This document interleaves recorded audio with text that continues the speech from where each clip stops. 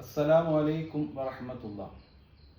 ഈ അടുത്ത സമയത്ത് കേരള രാഷ്ട്രീയത്തിലെ ഒരു MLA മുസ്ലിം ജനപ്രതിനിധി നിലവിളക്ക് കൊളുത്തിയതുമായി ബന്ധപ്പെട്ട് ഒരു വിവാദം നടന്നിരുന്നു.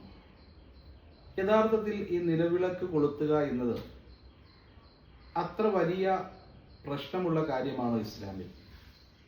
നിലവിളക്ക് കൊളുത്തുന്നതിനെ നമുക്ക് രണ്ട് രൂപത്തിൽ തിരിക്കാം. ഒന്ന്, അതിൻ്റെ ആത്മീയമായ വശം. രണ്ടാമത്തേത് അതിൻ്റെ ഭൗതികമായ വശം.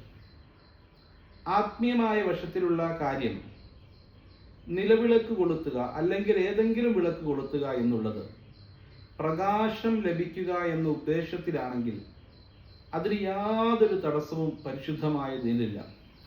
നമുക്കറിയാം, ഒരു 50 വർഷങ്ങൾക്ക് മുമ്പ് നമ്മുടെയൊക്കെ നാടുകളിൽ, പള്ളികളിൽ ഒക്കെയും വിളക്കുകൾ കൊളുത്തിയായിരുന്നു പ്രകാശം ലഭിച്ചിരുന്നത്.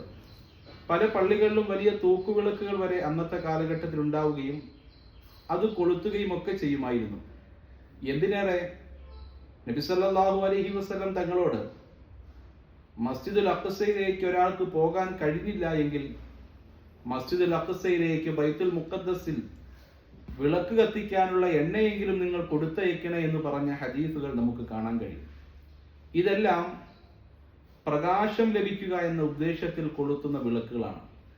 എണ്ണ കൊടുത്തയക്കാൻ പറഞ്ഞത് അവിടുത്തെ പുണ്യം കരഗതമാക്കുവാനാണ്, ആ മസ്ജിദിന് ഏറ്റവും ഉപകാരമുള്ളൊരു കാര്യം ചെയ്യുക എന്ന ഉദ്ദേശത്തിലുമാണ്.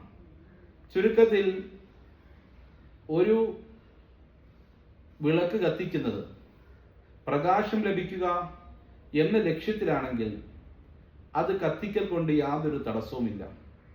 എന്നാൽ ഇന്നത്തെ കാലത്തെ സംബന്ധിച്ചിടത്തോളം പ്രകാശത്തിനു വേണ്ടി വിളക്ക് എന്ന മാധ്യമം ഉപയോഗിക്കേണ്ടി വരുന്നില്ല. എങ്കിലും ചില മസ്ജിദുകളിൽ പരമ്പരാഗതമായി ചെയ്തു വന്നിരുന്ന ആ ഒരു കാര്യത്തെ ഇന്നും തുടർന്നു പോകുന്നുണ്ട്. അതൊരു ബർക്കത്ത് കരഗതമാക്കുക എന്ന ഉദ്ദേശത്തിൽ മാത്രമാണ്, അല്ലാതെ മറ്റേതെങ്കിലും ആചാരങ്ങളുടെയോ അനുഷ്ഠാനങ്ങളുടെയോ പേരിലല്ല. ഇതാണ് വിളക്ക് കത്തിക്കുക എന്നതുമായി ബന്ധപ്പെട്ടുള്ള ആത്മീയമായ വശം. രണ്ടാമത്തെ വശം അത് ഭൗതികമായ വശമാണ്. ആ ഭൗതികമായ വശത്തിൽ മറ്റുള്ള മതങ്ങളോട് സാദൃശ്യമാകുന്ന രൂപത്തിൽ, അഥവാ നിലവിളക്ക് പ്രധാനമായിട്ടും ആചാരമായിട്ടും അനുഷ്ഠാനമായിട്ടും കൊണ്ടു നടക്കുന്നത് ഹൈന്ദവ സമൂഹമാണ്. നിലവിളക്കിന്റെ അടിഭാഗത്ത് ദേവന്മാർ, ആ നിലവിളക്കിന്റെ ഓരോ തിരികളും ഇത്രയായിരിക്കണം, അതിന്റെ മുകൾ ഭാഗത്ത് ഇന്ന ദേവന്മാർ എന്ന രൂപത്തിൽ വളരെ വിശാലമായ അവരുടെ ഒരു കാഴ്ചപ്പാട് നിലവിളക്കുമായി ബന്ധപ്പെട്ടുണ്ട്.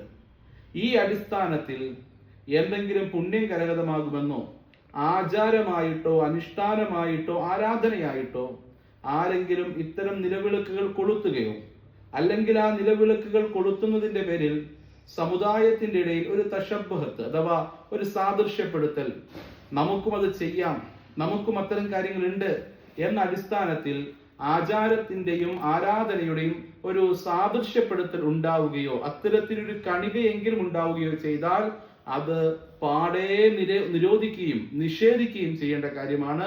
അത് ഇസ്ലാമിൽ അനുവദനീയമല്ല.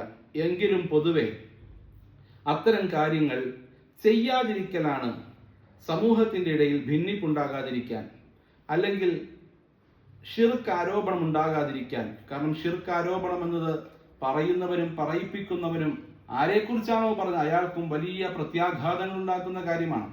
ഒരാളെ വെറുതെ മുശ്രിക്കാണ്, ഷിർക്കാണ് എന്ന് ഇന്ന് സോഷ്യൽ മീഡിയ എഴുതിയിടുന്നത് പോലെ എഴുതിയിടുന്നത് കളിതമാശയായിട്ട് ആരും കരുതണ്ട. ആ എഴുത്ത് പോലും വലിയ അപകടം ചെയ്യും. കാരണം ഒരാളുടെ മേലും ഷിർക്ക് ആരോപിക്കാൻ പരിശുദ്ധ ദീൻ നമുക്ക് അനുവാദം തരുന്നില്ല, വ്യക്തമായ സാഹചര്യത്തിലല്ലാതെ.